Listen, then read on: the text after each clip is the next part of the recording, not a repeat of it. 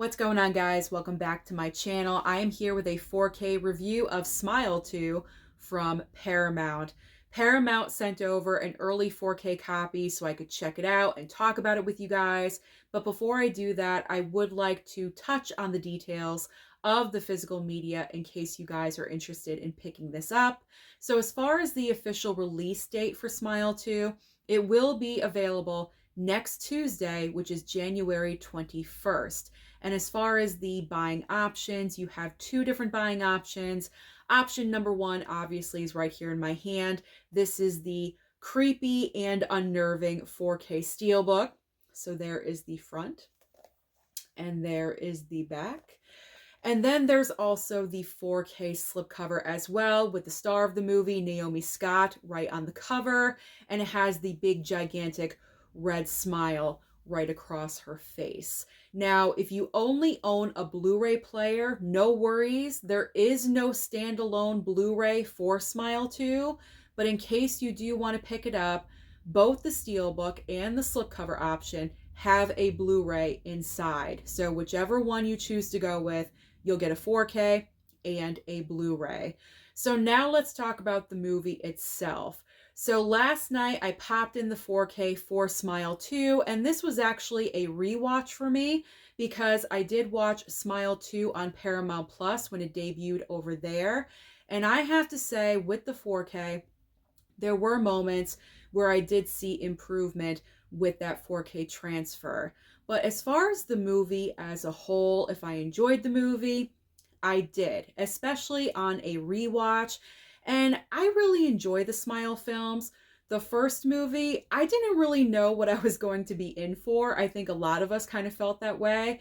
And I kind of surprised myself with how much I enjoyed that first film.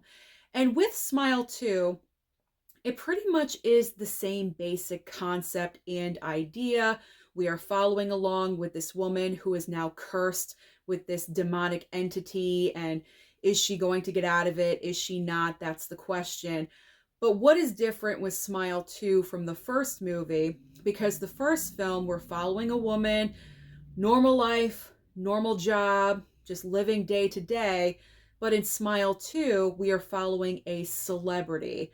So the scale of the movie is larger. It seems like with Smile 2, everything is bigger, everything is heightened, including the emotions of the lead actress, which is Naomi Scott, who is absolutely incredible in this movie.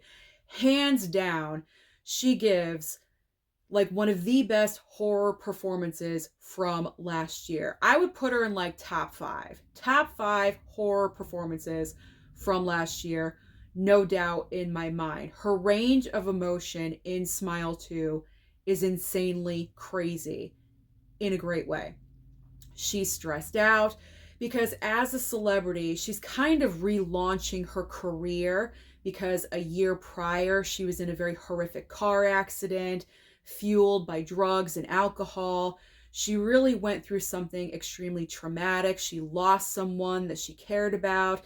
And so right now in this movie, she's relaunching her life. She's relaunching her career. And then out of nowhere, she gets this curse. And then it plays into exactly what happened in the first Smile movie. But because the curse is on her, everything is heightened. And because she's a celebrity, she's already under like the microscope because everyone's watching her. Everyone's making sure that she's okay. And she's already feeling stressed out enough with trying to stay sober and trying to do the right things. But now that she has this curse upon her, she's just going absolutely nuts and crazy to a level that is absolutely insane. And the way that Naomi Scott pulls off this performance in this movie is absolutely incredible. She's stressed out. She's angry. She's frustrated. She doesn't know what is going on. She also has this like coping mechanism / anxiety. She tends to like pull out her hair. So whenever she's having a very tense moment, she's always like going like this and then ripping out like a chunk of her hair. She is just going through a lot emotionally in this movie. and everything is heightened. It just seems like everything is so much heightened more. Did that make sense? Everything everything is so much more heightened in Smile 2 than it was in the first film. Believe it or not. At least I felt that way. I just thought everything was just on a larger scale. But her performance, Naomi Scott's performance in this film is phenomenal. I mean, she is the reason to watch this movie. And not only is she acting her butt off in this film, but she's also, remember, she's a pop singer in this movie. I don't know if I mentioned that. She's a pop singer, so she's dancing in practice and she's singing. I'm not really sure if she, the actress, is actually singing the songs in the movie.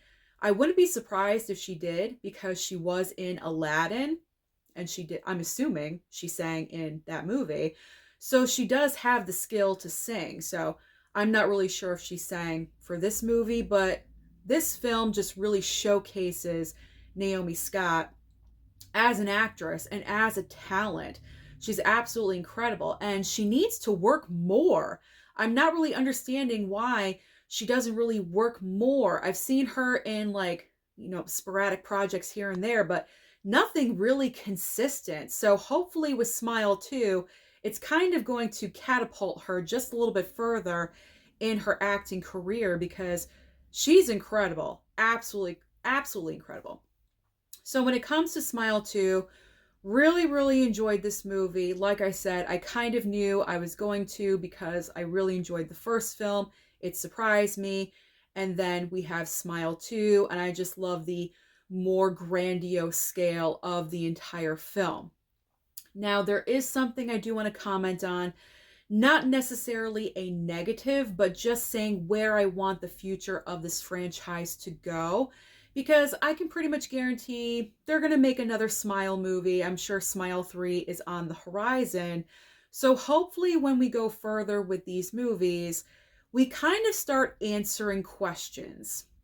Because Smile 2 pretty much is a carbon copy of the first film on the more grandiose, larger scale. We're not following a normal woman, we're following a celebrity, so that is an increase in attention.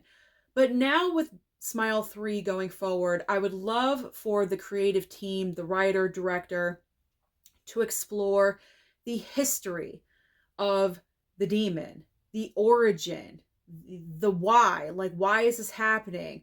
Why was this created? How was this created? It just feels like there's so many questions surrounding the demon itself. I would like for them to start answering those questions. Maybe in the next movie, whoever we're following next, because if you've seen this movie, if you've seen Smile 2, you know how it ends. I'm just going to say it could be anyone. Okay, so we could be following anyone going forward in the story.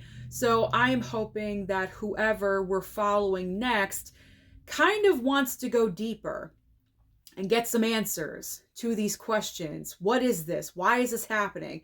Where did this originate? What is going on?